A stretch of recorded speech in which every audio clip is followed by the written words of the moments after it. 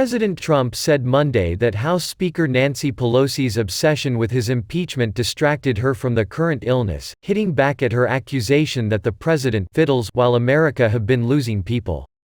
"Don't forget, she was playing the impeachment game, her game where she ended up looking like a fool," Mr. Trump said on Fox and Friends. "All she did was focus on impeachment.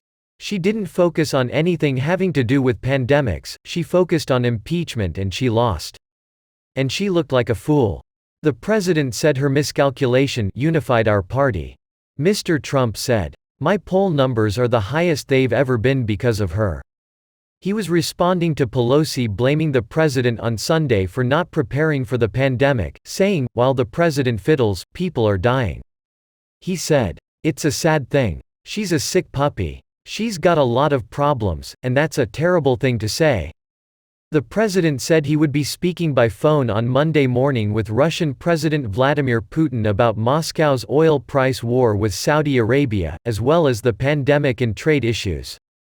He said former special counsel Robert Mueller's Russia probe and the FBI's Russia investigation set back relations between the two nations. Mr. President said, "They would love to be able to do trade with our country. It's been very much hindered by the nonsense that's been going on Russia, which turned out to be a total hoax. When you look at what happened with former FBI Director James Comey and Deputy Director Andrew McCabe, and you look at all of the things that happened with the Mueller report, the whole thing turned out to be a hoax. And it really stops us from getting along with other countries. It's an important country that we should get along with."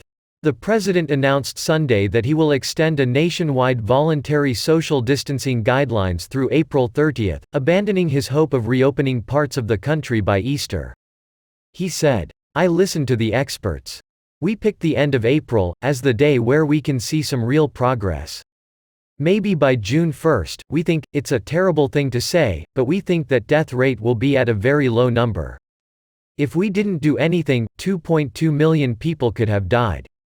Dr. Deborah Birx, the U.S. response coordinator, said Monday there could be 100,000 to 200,000 illness-related losses in the U.S. if people follow the guidelines almost perfectly. Although it's still just predictions, but people should be careful, and follow all the guidelines that the experts said. With that, you are helping yourself and our president's squad to take control of this situation faster.